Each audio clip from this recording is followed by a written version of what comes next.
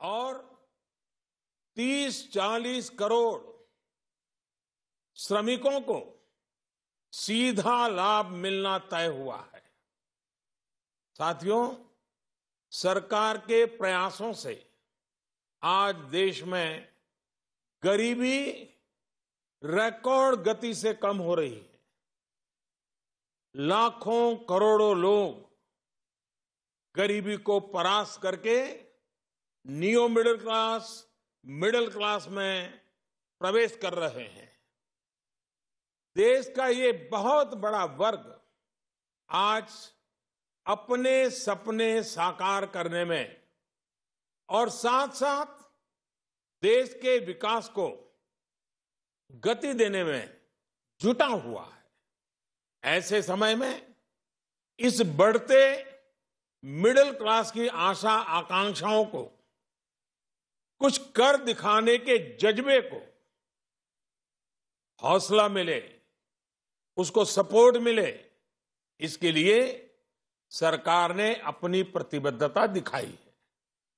मैं देश के middle class, salaried middle class को इनकम टैक्स दरों में मिली छूट के लिए बहुत बहुत बधाई देता हूं। ये मध्यम वर्ग और उच्च मध्यम वर्ग की उदारता ही है, उनकी ईमानदारी ही है, कानून को मानकर चलने की उनकी प्रतिबद्धता ही है, जिसकी वजह से देश को टैक्स मिलता है, देश की योजनाएं बनती हैं, गरीब का कल्याण होता है। बरसों से ये मांग रही है कि 5 लाख रुपए तक की आय को इनकम टैक्स से मुक्त घोषित किया जाए। इतने वर्षों से की जा रही इस मांग को पूरा करने का काम हमारी सरकार ने किया है।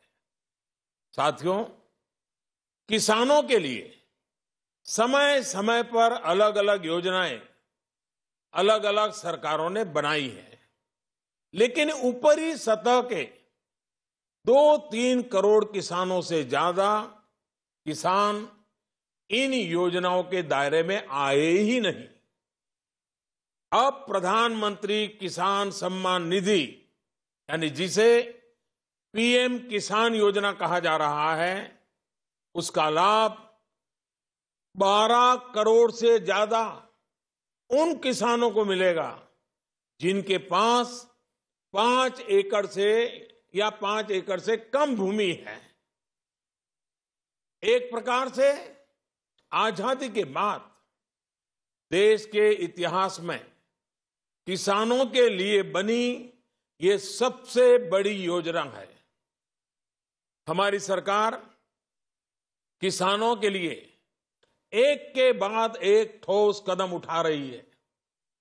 पशुपालन, गौ संवर्धन, मछली पालन जैसे ग्रामीण जीवन और कृषि जीवन से जुड़े अहम क्षेत्रों का भी इस बजट में विशेष ध्यान रखा गया है। राष्ट्रीय कामधेनु आयोग और मछली पालन का अलग डिपार्टमेंट करोड़ों किसानों को अपनी आजीविका बढ़ाने में मदद करेगा, मछुआरों की मदद करेगा। हमारा ये पूरा प्रयास है कि किसान को सशक्त करके उसे वो साधन दें, संसाधन दें, जिससे वो अपनी आय दोगुनी कर सके। आज के निर्णयों से इस मिशन को और तेजी मिलेगी। साथियों, आज भारत में अनेक क्षेत्रों में विकास हो रहा है।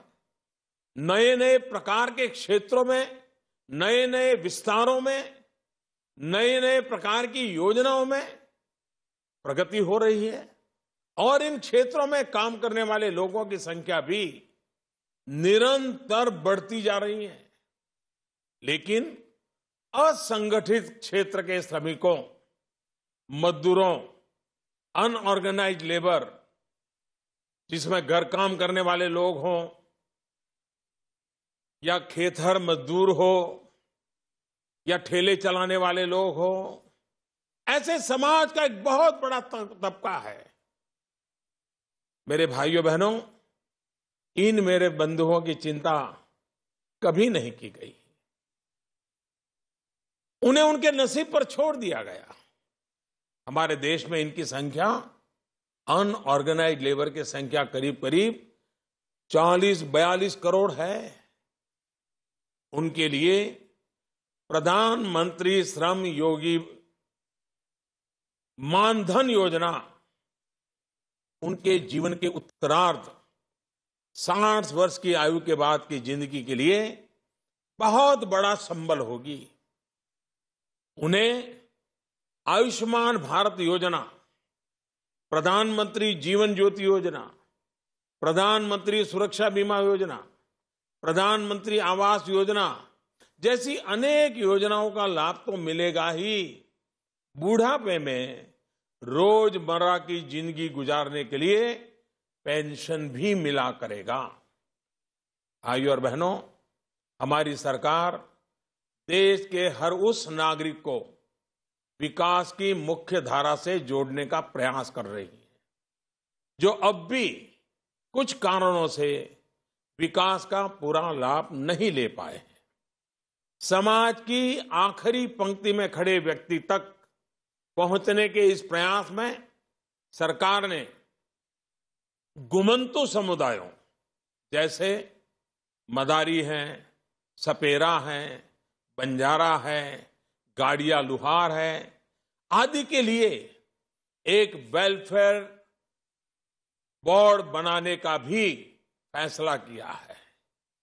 मुझे उम्मीद है कि सही पहचान होने के बाद सरकार के विकास कार्यों का लाभ इन समुदायों को और तेजी से मिलेगा। साथियों, व्यापारी वर्ग के लिए, ट्रेडर्स के लिए कोई मंत्रालय हो, उस विचार से एक नई व्यवस्था का विकसित करने की दिशा में हम आगे बढ़े हैं। देश के व्यापारी वर्ग, ट्रेडर्स और अनेक कर्मचारियों की आवश्यकताओं को समझते हुए उनकी जरूरतों को पूरा करने के लिए डीआईपीपी को रिस्ट्रक्चर करके उसे विशेष जिम्मेदारी दी गई है। अब ये विभाग department for promotion of industries and internal trade के नाम से जाना जाएगा। मुझे प्रसन्नता है कि अगले दशक के अंत तक की आवश्यकताओं को और लक्ष्यों को ध्यान में रखते हुए भी इस बजट में योजनाओं को समाहित किया गया है।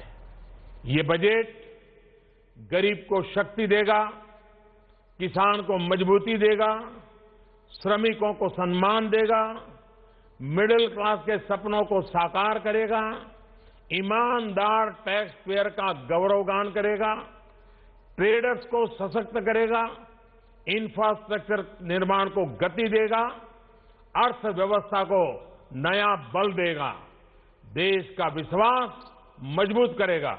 ये बजट न्यू इंडिया के लक्ष्यों की प्राप्ति में देश के 130 करोड़ लोगों को नई ऊर्जा देगा। ये बजट सर्वव्यापी, सर्वस्पर्शी, सर्वसमावेशी है, सर्वोत्कर्ष को समर्पित है। मैं एक बार फिर हमारे मित्र अरुण जी को और पीयूष जी को और उनकी टीम को इस उत्तम बजट के लिए बहुत बहुत बधाई देता हूं। धन्यवाद।